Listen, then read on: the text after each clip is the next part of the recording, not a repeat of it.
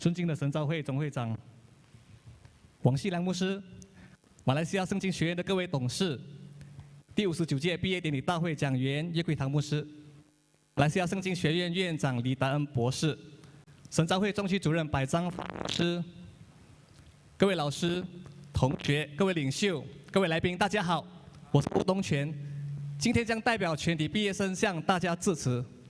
在疫情当下的今天，马来西亚圣经学院毅然决然争取举办第59届毕业典礼，无非按捺不住大家内心对于耶稣基督的宣言。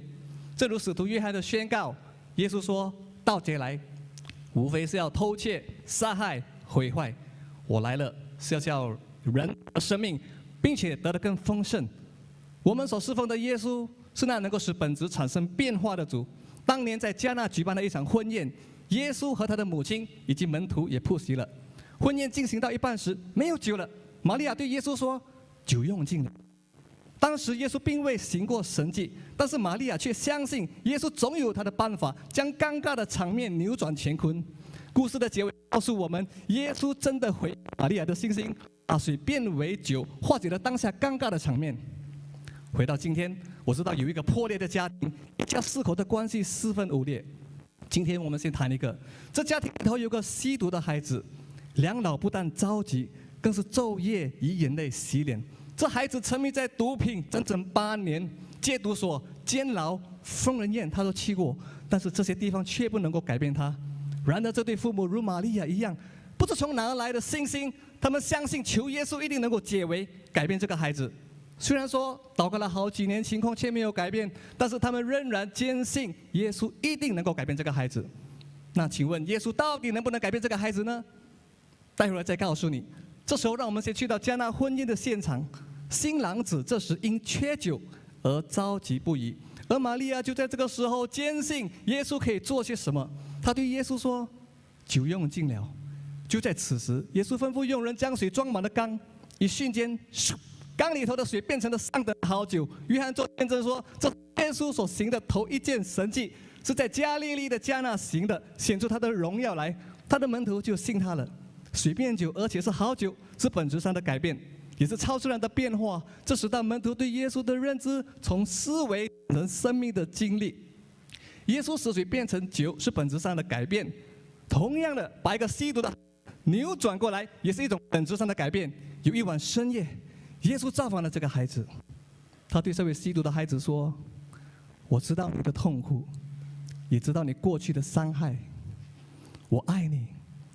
我可以满足你这一生的需要，我要做你永恒的主。”一瞬间，一颗如岩石般硬心的孩子，竟然被耶稣强烈的爱给融化了。当年使水变成酒的耶稣，今天在这孩子的生命从痛苦变成丰盛。不仅如此，耶稣以他的大能粉碎了魔鬼在这孩子身上的捆绑，并选择他成为耶稣复活且能改变生命的见证人。他的见证就是不需要进入任何戒毒中心，就把这些毒瘾给一一的戒掉了。今天魔鬼像吼叫的狮子，四处寻找那些可吞吃的人。另一边厢，复活的基督也在四处寻找那些处在黑暗中、捆绑中、绝望中的人。各位在座的来宾们，今天耶稣已经把改变生命的福音赐给了我们全场人。他选择我们，他恩膏我们，他差派我们，为了叫更多的人能够经历到这位使水变成酒的耶稣。他是人类唯一的盼望。和我同毕业的同学以及在届的学弟学妹，不忘求学的初衷，耶稣召你，他也正在装备着你，为了叫你把这盼望带给绝望的世界，带给那些没有永生盼望的人。处在现今瘟疫猖狂、政治动荡、经济不稳定的年代，你心中的福音就是解救失落时代的钥匙。这福音不是单单在我们的思想中，乃是在我们的血液里头；不是听闻，乃是亲眼看见、亲身经历到。耶稣是糜烂生命的救星。在此，我要代表全体毕业生，感谢马来西亚圣经学院给我们装备的机会，也感谢我们的教会给予的赞助。